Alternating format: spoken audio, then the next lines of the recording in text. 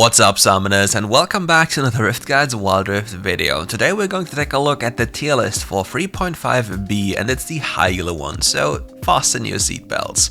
But before we hop into it, let's talk about our question of the day. What is your most successful champion for this patch or generally in WildRift? Let me know in the comments below. For the Baron lane, we start with Aatrox. Aatrox is this kind of champion that's very similar to Riven, but with a way more sustain. But what makes Aatrox such a problematic champion? Number 1, his ability to instantaneously clear the wave. Number 2, his sustain. And number 3, the combination of all of the things above, which make him a teamfight menace. Contrary to other top lane champions or Baron lane champions, this champion is very tanky and very obnoxious and deals AoE damage like a monster. If you get tagged by a sweet spot of his first ability, you can almost always guarantee that you're in a bit of a trouble. But what is the difference between a good Aatrox player, a bad Aatrox player, and a glorious Aatrox player? So it's very simple, it's just about the usages of spells.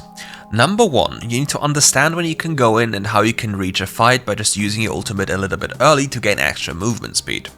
Number 2, how do you weave in your auto attacks between your spells and how much attention do you pay to your Spellblade passive from Divine Sundra? If you use all of this very well and are paying attention to all of those procs and things at the same time, your damage will skyrocket.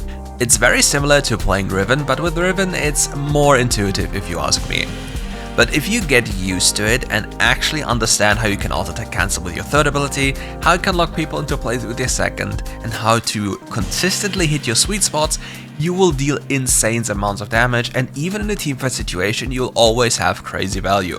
Compared to other Baron lane champions, in teamfights you will have value regardless because of your CC abilities from your first ability and your second. Just locking the enemy in place or briefly CCing them is good enough to even have more impact than most of the other fat Baron laners. It is literally just it. And this is our full tier list for the Baron lane.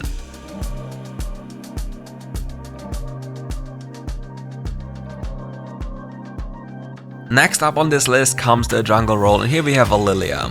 Lilia is one of those champions that is loving to speed clear the jungle, and it's very easy with her. All you have to do is abuse your first ability and kite camps, but here's a little secret when it comes to Lilia. A lot of people say just go Conqueror, just go Phase Rush, yada yada yada, but you don't have to. If you're facing a very strong early game champion on the enemy team, what about starting Ruby Crystal? It doesn't impact your clear to such degree, but it makes you substantially safer throughout your clear and even gives you the ability to fight enemies super easily when it comes to River Skirmish. If you combine this with Bone Plating, you'll quickly realize how tanky you become and how much more powerful you are in an early skirmish and in terms of snowballing the game. For the jungle clear, you want to skill your first ability, then your second ability, then your first ability again, because that's the fastest way to clear your jungle, because it's the frequency that matters and not the additional spell from your third ability. When it comes to teamfights, your mode is relatively simple. In early to mid game, you can expose your body to certain risk and just go in with your first ability and just kite around the enemy team, but as soon as we hit late game, you can't just do that anymore, because once you do that, you'll probably get one-tapped by literally anyone. But to avoid this, you can simply throw around your third ability, and once you tag someone, with the power of Liandry's Torment, you'll put them to low HP just from the burn damage alone, and you can even sleep them, and once they're slapped, you can just walk up and one-tap them. Lilia's sleep ability is one of the most broken abilities in the game, and the sleep duration is utterly broken. So whenever you're actually at risk of dying in the later stages of the game, just fish with your third ability and enjoy the fishing. And this is our full tier list for the jungle role.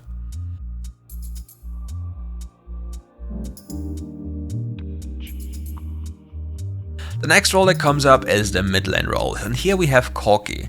A lot of you might wonder, why is there no Zed, why is there no this, why is there no that? So with Corki, it's one of those champions that will always have value, similar to an Orianna, but Corki will always have even more value, and here's why. Corki is a champion that's very strong during the early game, due to his ability to shove waves super easily, plus he is ranged. And if that isn't enough, his abilities are all AoE abilities, which means he hits all of the enemies at the same time, which allows him to influence teamfights super easily without even exposing himself to too much risk by auto-attacking them. But that is not just what makes Corki so broken as a standalone pick or a neutral pick. Corki doesn't lose lane to anyone. Yes, you can die if you don't pay attention, but straight up losing isn't really on Corki's agenda because he can play the lane completely non-interactive. What is non-interactive? Non-interactive means just focusing on wave clear and just playing around spikes. And once you have your package, you can influence a teamfight very easily because you are the one in control. Normally, you'd have to fear getting engaged on and just being stuck. But with your package, you can actually get immune or become immune and just package away and leave the enemy in a trail of fire that will burn them alive. But one of the greatest assets when it comes to Corki is that most of his damage is magical by nature, and itemizing magic resist in this game is very difficult and basically stops an entire item slot from being useful. Oh yeah, and there's another thing we have to talk about. Void Staff is not a must-have on Corki anymore. It is just simply not it. Riftmaker is unironically a better item than Void Staff on Corki because on one hand you'll have 100% crit, yep, on the other hand you'll have bonus true damage, which is dependent on your pre-mitigation damage, not your post-mitigation damage, and you'll have something that Corki usually doesn't have anymore: sustain. If you combine this with Gluttonous Grease, you actually have enough sustain to just get into fights and not just immediately be put out after getting hit by one single ability. And this is our full tier list for the mid lane.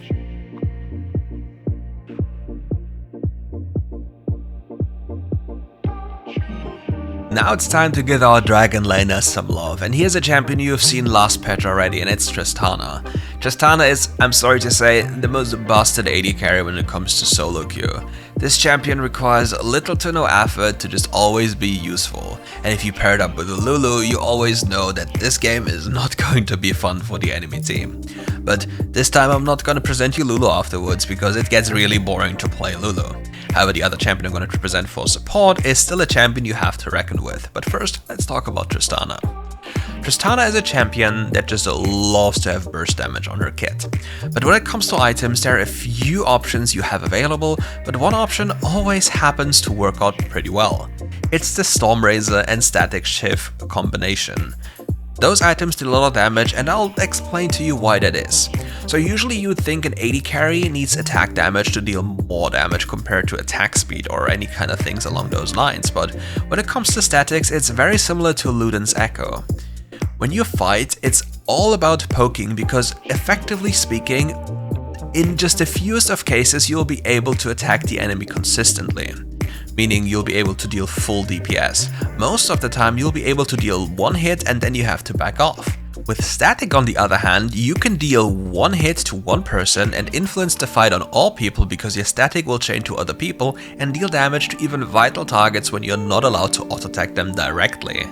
This can be a huge game changer similar to Luden's Echo, so it's something you have to have on your mind. But on the other hand, with the pure AD setup, which is Stormrazor, Infinity Edge, Short Doms, and Navori Quick Blades, you will deal a lot of burst damage with your spells and you can decimate a single target instantaneously.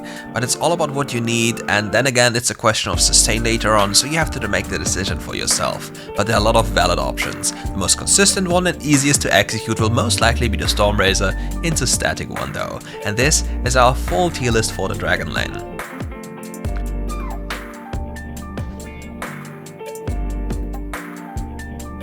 Last but surely not least, we have the support role, and here we have Senna. Senna is one of those champions that ridiculously stomp lane if you play it well. For your laning combinations, you have to think about the following. First, you have to always take Kraken if you're in a winning matchup or in a playable matchup. With Kraken, you can auto-attack first ability and auto-attack and proc it and deal another auto-attack worth of damage for literally free. It is that easy, and with that in mind and your sustain in mind, you'll outperform many of the other lanes possible in the game.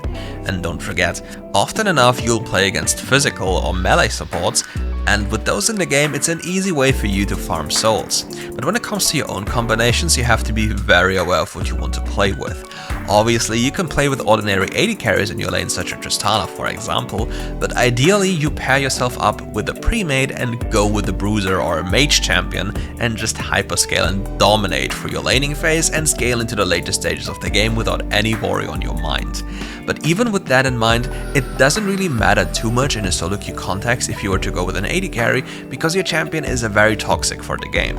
You have a lot of free damage, and with the full crit up monoimmune setup, you will demolish people. You touch them and they'll explode, and once you reach the Runon's point, you will explode the entire enemy team without being touched from super high distance.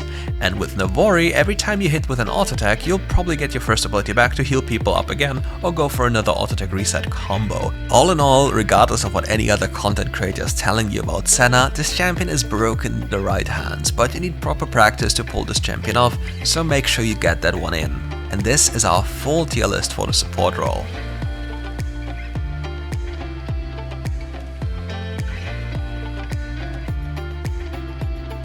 That's it for today's video. Thank you all for watching, and if you want more Rift Guides content, leave a like and subscribe to the channel to come back for more. See you soon for more content.